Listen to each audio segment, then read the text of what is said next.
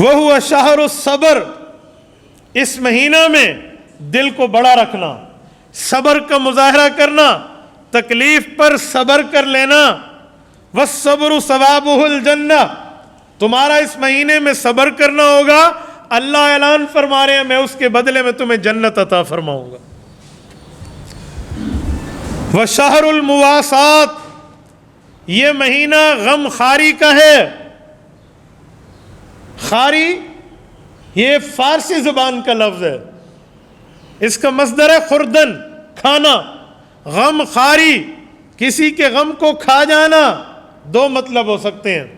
Number ایک، یعنی آپ اس کے غم کا ایسا علاج کریں کہ گویا غم ختم ہو گیا ہے، وہ رہا ہی نہیں ہے، اس کا تو غم کھا لیا گیا ہے۔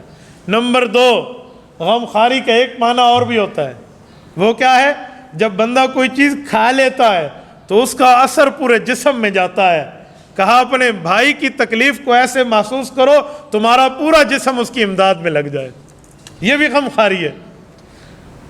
وَشَهْرٌ يُزْدَادُ فِيهِ رِزْقُ الْمُؤْمِنِ، فرمایا حالت ایمان والا آدمی خوشخبری پالے کہ مؤمن کا رزق اس مہینے میں بڑھا دیا جاتا ہے۔ عام مہینوں میں نفل پڑھتے تھے، فِيهِ مَنْ فَطَّرَ فِيهِ صَائِمًا، اگر ایک روزہ دار کا روزہ افطار کرایا جائے گا، كَانَ مَغْفِرَةً لِذُنُوبِهِ وَعِتْقَ رَقْبَتِهِ مِنَ النَّارِ، اس آدمی نے جس نے کسی کو روزہ افطار کرایا، اس نے اللہ سے گناہوں کی معافی کی سرٹیفکیٹ بھی پالی اور اپنی گردن کو جہنم سے آزاد کرایا۔